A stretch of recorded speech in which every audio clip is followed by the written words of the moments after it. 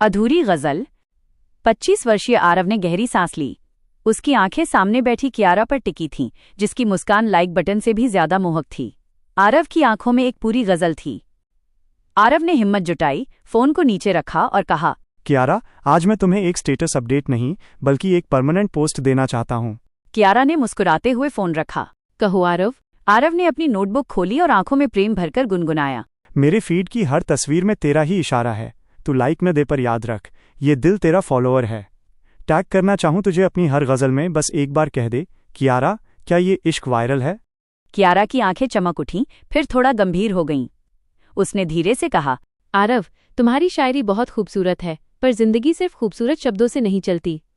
मुझे स्टेबिलिटी चाहिए, रियलिटी चाहिए। तुम्हारे पास अभी ख्वाब हैं, कैरियर नहीं। मुझे माफ करना आरव, मैं तुम्हें छोड़कर जा रही हूँ। जब तुम कुछ बन जाओगे तब बात करेंगे। आरव के हाथ से नोटबुक फिसलकर नीचे गिरती है। 6 महीने बाद आरव ने कियारा को हर प्लेटफॉर्म पर अनफॉलो कर दिया था, पर दिल के होम पेज से वो कभी हटी ही नहीं। उसकी शायरी अब प्रेम की नहीं, विरह की आग थी। वो कहती थी, वजूद नहीं मेरा, मैं अब अपनी हर गजल को उसकी जुदाई का वजूद बनाकर दुनिया को सुनाता हूँ। आरव ने अपनी इंस्टाग्राम रील्स पर शायरी पोस्ट करना शुरू किया। शुरू में कम व्यूज आए, पर शब्दों में इतना दर्द और सच्चाई थी कि लोग रुक गए। उसने दर्द भरी आवाज में कहा, इश्क ने टूटने का हुनर सिखाया, शायरी ने जुड़ने का रास्ता दिया। 2 वर्ष बाद एक भव्य साहित्य सम्मेलन का मंच। आरव, अब कवि आरव, लाखों लोगों के सामने खड़ा था।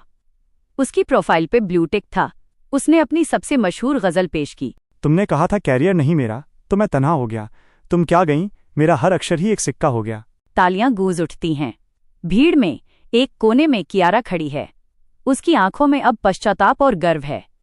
कॉन्फ्रेंस खत्म होने के बाद कियारा ने दरवाजे पर आरव का इंतजार किया। मुबारक हो, तुमने वो सब पा लिया जो तुम डिजर्व करते थे।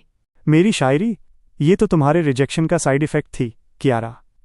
तुम्हारा जाना जरूरी था ताकि मेरा आना हो सके। कियारा की आंखों से आंसू बह निकले।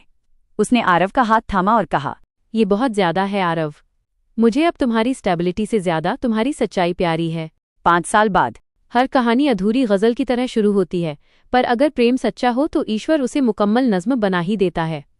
मैंने रियलिटी खोजी थी और मुझे तुम्हारी शायरी में सबसे बड़ी रियलिटी मिल गई, जो है प्रेम और सफलता दोनों एक साथ। और उन्होंने खुशी खुशी अपने जीवन को सेव ड्राफ्ट से पब्लिश स्टोरी में बदल दिया।